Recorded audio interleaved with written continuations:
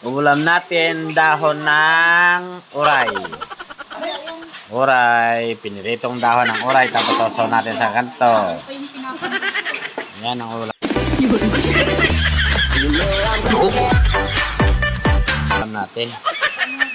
Episode, ano pa lang ako? Ha? 11. Yan, ulam namin dahon ng uray. Wala ka eh. Piniritong dahon lang ng uray. Yun. Kalap na yan. Kasi nakalagay yung kutsara. Nagugat ka. Ah. Marinig ba? Ah. Ay, malinis ah. Ang hanggang mo. Kape yan.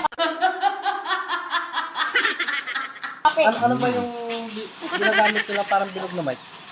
Ah? Kano kaya yun? Uray. Ah. Sarap ang ulam.